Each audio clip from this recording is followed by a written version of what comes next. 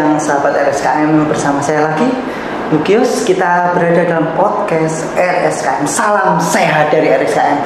Baik sahabat, pada siang hari ini kita akan membahas sesuatu yang sangat penting ini. Sangat penting bagi kita, terutama bagi karyawan-karyawan yang ada di suatu perusahaan. Kan kalau kita lihat di daerah kita berada di Kabupaten Jombang ini, banyak sekali perusahaan-perusahaan kayu, di mana perusahaan kayu itu banyak berhubungan dengan alat-alat yang sangat tajam. Alat-alat ini seringkali mengakibatkan suatu kecelakaan kerja, dan itu mungkin tidak disengaja sahabat, tapi namanya unsur belahi atau bahasa Jawanya sesuatu yang tidak kita harapkan itu bisa terjadi pada setiap orang, yang terutama yaitu terpotongnya tangan, terpotongnya kaki, sehingga itu kadang kita takut menolong orang-orang yang mengalami kecelakaan ini. Dan kadang-kadang kita putus asa, waduh, tangannya terpotong, aduh, kakinya terpotong, ini nggak bisa disambung lagi atau dikembalikan lagi menjadi bentuk seperti awal. Tapi sahabat, ada hal yang baik saat ini yang ada di Rumah Sakit Kristen Mojowarno ini. Ada kedatangan dokter yang baru, saudara, dokter ahli subspesialis ortopedi yang bidangnya ini khusus di contohnya merekonstruksi tangan yang sudah patah atau terpotong, ini disambung kembali. Wah, luar biasa ya, ini kabar gembira ya bagi masyarakat Jombang ini. Ada dokter baru. Mari kita kenalan dengan sahabat kita, yaitu Bapak Dokter. Silakan Pak Dokter. Ya, saya dokter baru di sini. Ya, nama saya Dokter Herlambang. Saya spesialis ortopedi, subspesialis bedah tangan, lengan atas, dan bedah mikro rekonstruktif. Artinya tadi ada dijelaskan bahwa salah satu subspesialisasi saya adalah menyambung organ-organ yang putus.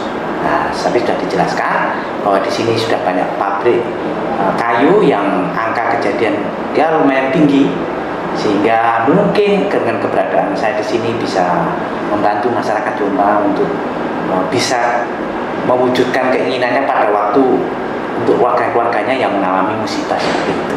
Nah, saya kembalikan Pak Lukius. Baik, ya sahabat, ini dokternya sangat ganteng sekali ya. Kita akan bicara tentang ini, gimana sih penanganannya bagi saudara atau sahabat kita atau karyawan kita mengalami putus tangan. Apa yang harus kita lakukan supaya organ ini bisa disambung kembali dan tidak rusak waktu perjalanan ke rumah sakit. Baik, kita akan tanya-tanya sama dokter. Dokter, bagaimana dok ketika kita menghadapi sahabat kita atau karyawan kita yang mengalami musibah, misalnya terpotong tangannya, apa yang harus kita lakukan pertama kali, dok? Oke, yang pertama tentunya ya, jangan panik. Teman-teman, terutama teman-teman yang di kesehatan atau di kliniknya, itu tidak usah panik. Seperti biasa, teman-teman pasti sudah mengenal yang namanya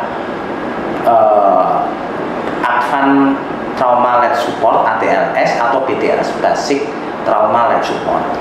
Seperti biasa, nyawa adalah yang utama. Ada airway, breathing, circulation, disability, sama exposure. Itu airway itu jalan napasnya bagaimana, pernapasannya bagaimana, terus kemudian tensinya bagaimana, perdarahannya bagaimana, itu dulu diamankan. Nah, nanti baru setelah itu aman, tidak ada sesak, tidak ada buntu jalan nafasnya, tidak ada tensi yang drop, baru kita ngurusi yang putus tadi. Nah, kalau itu sudah aman, yang putus kita urusi. Bagaimana caranya? Perdarahan dihentikan. Perdarahan tidak tahu dari mana, apakah dari pergelangan tangan atau jari-jari, kita hentikan supaya tidak kehilangan darah banyak. Itu yang utama. Nah, kemudian bagaimana dengan putusannya atau organ yang sudah terputus? Itu juga harus ada penanganan yang sedikit spesifik supaya penyambungannya itu bisa optimal. Kenapa? Karena gejalanya setelah saya mendapatkan sudah bagus, pasiennya sudah sembuh, putusannya itu penanganannya salah, contohnya dimasukkan ke dalam air, biar hidup dia. Nah, padahal itu justru mempercepat pembusukan, sehingga pada waktu kita sambung dia hari pertama bagus, mungkin hari kedua sudah mati sambungannya. Nah, ada cara-cara khusus yang akan saya peragakan supaya pada waktu dibawa ke kami itu bisa disambung dan bisa optimal hidup terus sampai selama orang itu hidup. Bukan selamanya, nanti orang yang meninggal ini terus hidup. Nah, itu yang nanti akan saya coba peragakan bagaimana caranya menyimpan atau membawa amputi kalau dalam bahasa medisnya sampai ke rumah sakit. Gitu. Bagaimana? Oh ya, baik. Sahabat, jadi apa ya yang harus kita persiapkan di saat teman kita, sahabat kita atau karyawan kita mengalami kecelakaan itu? Barang-barang apa yang kita persiapkan? Kita tanyakan, dok, apa ya dok ya yang harus kita persiapkan untuk supaya organ ini tetap jadi sehat, bisa tetap dipasang atau disambung kembali itu dok. Kan kita di perusahaan kan terbatas, kadang-kadang yang tersedia ini paling tidak di klinik perusahaan itu ada barang-barang ini dok. Siap, monggo, mari kita berlanjut ke peragaan realnya. Ayo, monggo. Oke teman-teman semua, sahabat-sahabat yang ada di Jombang, ini saya mau memperagakan apa-apa saja yang bisa kita kerjakan untuk merawat atau membawa organ jaringan yang sudah putus untuk supaya bisa disambung kembali dengan hasil yang maksimal. Tidak perlu barang yang mewah ataupun barang, semua ada di sekitar kita. Contoh, ini NaCl atau orang bilang PZ, atau ya PZ ini adalah cairan isotonis, artinya cairan ini kalau mengenai jaringan dia tidak menimbulkan bengkak dan tidak menimbulkan kisut. Nah, kisutnya itu shrinkage kalau bahasa Inggrisnya. Ini biasanya ada di klinik. Nah, ini karena cairannya itu balance dengan cairan tubuh sehingga dia tidak akan menimbulkan bengkak. Kalau kita kasih cairan yang tidak isotonis atau bukan cairan PZ, itu kisut atau malah dia membengkak. Nah, itu. Kemudian kasa. Nah, kalau ada kasa steril bagus, kalau kasa bersih juga boleh. Ya, kasa ini pasti di luar negeri juga banyak, itu pasti tersedia. Kemudian berikutnya adalah plastik. Nah, plastik klip atau plastik apapun yang bisa dipakai untuk membawa dan agak kedap dan kedap ya. Kemudian plastiknya ada dua, ada plastik ukuran kecil, ukuran besar. Nah, apa tujuannya nanti akan saya terangkan. Berikutnya adalah es batu. Ini teman-teman kreatif sekali memakai kayak semacam miniatur. Es batu, bukan miniatur, pengganti es batu. Nah, ini es batu bisa kita peroleh di mana-mana, di kulkas juga bisa. Kita bunga-bunga esnya. Tujuannya sebenarnya tujuan utamanya adalah bagaimana membuat suhu menjadi dingin, sehingga kalau dingin metabolismenya berkurang, kebutuhan oksigen berkurang, potongan jaringan itu bisa bertahan agak lama. Nah, ini adalah lagi-lagi teman kreatif menyediakan bentuk potongan jari atau potongan apapun atau potongan lengan yang akan kita yang sudah putus yang harus segera disambung. Sekali lagi, kalau kita bisa menyimpan barang ini dengan baik, itu bisa bertahan bisa sampai 14 jam sampai 20 jam. Nah, kalau kita tidak simpan dengan baik, dia cepat membusuk. Sebelum 6 jam dia cenderung cepat membusuk. Nah, sekarang saya peragakan caranya ya. Sekarang apabila kita menghadapi pasien yang terjadi amputasi jaringan, maka yang pertama seperti saya katakan tadi, kita harus mengawali dengan airway, breathing, kulitnya aman, pasiennya aman dulu. Pasiennya tidak tersedak, pasiennya nafasnya bagus, tensinya bagus, bisa bicara, bisa diajak komunikasi, Itu yang penting, nyawa utama. Kita tentu teman-teman di poli atau di mana yang sudah mendapat pelajaran basic life support atau advanced trauma support pasti sudah tahu. Saya sekarang fokus bagaimana untuk setelah pasien baik, bagaimana kita meramut. Nah, meramut ini apa? Membawa potongan jaringan supaya dia menjadi optimal setelah dikerjakan. Nah, contohnya ini adalah jari yang terputus. Kita pertama pasti harus memakai handscoon. Nah, handscoon kalau ada yang steril bagus, itu standarnya, tapi kalau tidak ada yang steril juga tidak apa-apa. Penting bersih, kemudian kita taruh di tempat yang bersih, kemudian kita ambil kasa yang bersih tadi, kita lembabkan. Nah, kita lembabkan kasa tersebut, lembab saja ya. Setelah itu kita peras ya, kita peras ya, kita peras, perasnya sampai apuk, apa itu ya, sampai basahnya itu betul-betul. Kita harapannya tidak lembab sekali, tapi lembabnya cukup untuk membuat jaringan tersebut bertahan. Tergantung dari anunya apa?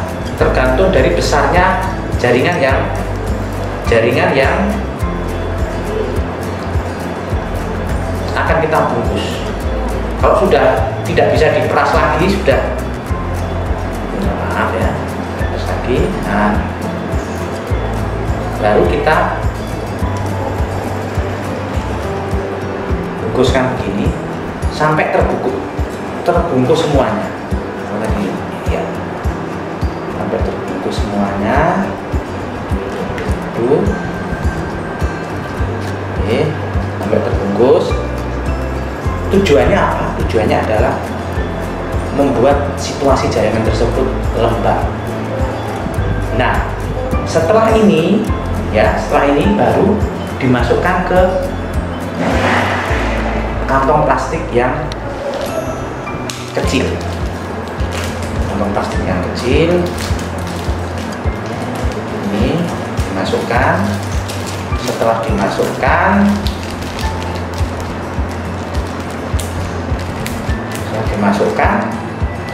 gini. Nah, kantong plastik yang besar ini kita masukkan es batunya. Es batunya secukupnya ya. Secukupnya. Kalau ada udara boleh dikasih udara. Nanti ininya dimasukkan ke dalam ini kedap ya. Ini kedap, jadi tidak ada yang masuk lagi, jadi ini bersih. Nah, ini baru diklipkan. Kalau bisa ada udaranya ya, kalau bisa dari oksigen yang ada, kemudian kita klipkan. Tujuannya apa? Tujuannya supaya kita klipkan ini. Nah, baru nanti ini dimasukkan ke, kan ini masih ada sisa udara. Ini tujuannya adalah satu, supaya es batu ini tidak langsung nempel ke jaringan. Karena kalau dia menempel ke jaringan menimbulkan frostbite. Frostbite itu dingin yang berlebihan sehingga dia menjadi nekrosis atau mati jaringan. Nah, diharapkan suhu di dalam bag yang besar ini 0 sampai 4 derajat sehingga mempengaruhi yang suhu yang ada di dalam. Nah, ini nanti baru kita bawa ke rumah sakit. Mau didobel juga lebih bagus. Yang penting suhu di sini ini 0 sampai 4 derajat sehingga membuat metabolismenya menurun sehingga dia relatif lebih bisa bertahan lama. Nah, begitu cara untuk membawa potongan jaringan yang akan dilakukan penyambungan. Terima kasih. Oke, semoga bisa memberikan pencerahan buat kita semua. Terima kasih.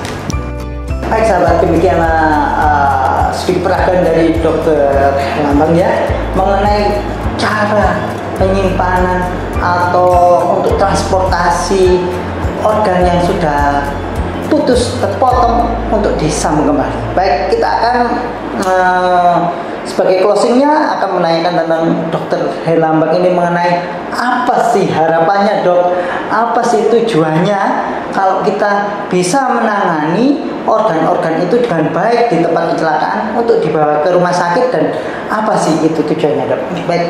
Ya, jadi tujuan utamanya adalah satu, memperpanjang umur potongan tadi itu tujuannya, sehingga apabila misalkan harus dirujuk, harus ke Surabaya atau kemana, ataupun itu sudah terjadi agak lama, misalkan kejadiannya di 20 kilo dari sini, kemudian ongkos transportasinya itu susah, itu masih memperpanjang umur hidup jaringan tersebut. Tujuannya adalah pada waktu disambung, jaringan tersebut itu dalam kondisi masih hidup. Karena jaringan itu kalau sudah terputus dari pembuluh darah utamanya, dia punya waktu hidup itu cuma 6 jam. Tapi kalau kita bisa kasih suhu yang dingin dan dia tidak basah, hanya lembab saja, dia bisa bertahan sampai 21 jam. Itu. Jadi meskipun sampai di sini itu sudah 8 jam, 10 jam, apalagi nanti ditambah masih harus cari darah untuk apanya, nah itu bisa hasilnya itu optimal. Karena apa? Kalau meskipun sudah kita sambung kemudian baik hasilnya, tapi karena sudah di dalamnya sebenarnya sudah mati, itu hari kedua, hari ketiga akan mati kalau penyimpanannya atau transportasi jaringan yang putus tersebut tidak sesuai, tidak pas. Contohnya tadi kalau dia lembab, ya dimasukkan ke dalam air, atau itu jaringannya itu langsung nempel ke esnya. Nah, es itu punya suhu yang dingin sekali sehingga menimbulkan namanya frostbite, itu menimbulkan kematian jaringan. Nah, contohnya dulu kalau orang di daerah kutub, daerah apa, itu orang tiba-tiba jarinya ujung-ujungnya hitam, itu karena kena frostbite itu. Sama juga dengan ini, kalau dia langsung kena itu, dia langsung umurnya jadi pendek. Nah, kita pada waktu kita tersambung hari pertama, tapi hari berikutnya menjadi membusuk dan harus dilakukan amputasi lagi. Harapannya ya tadi itu kita bisa menyelamatkan jaringan tersebut supaya bisa dipakai untuk aktivitas kerja selanjutnya. Itu Pak. Baik sahabat, tentu saja sahabat, jangan lupa RSKM sahabat. Di sini ada Dokter Herlambang sahabat. Jadi di sini ada seorang ahlinya. Jadi kalau kita mengalami hal seperti ini, jangan segan-segan dan jangan takut, langsung aja bawa ke Rumah Sakit Kristen Mojowarno untuk bertemu langsung dengan ahlinya Bapak Dokter Herlambang. Baik sahabat, demikian podcast kita pada hari ini, dan harapannya dengan podcast ini bisa menambah wawasan pengetahuan bagi semua orang, semua masyarakat, semuanya.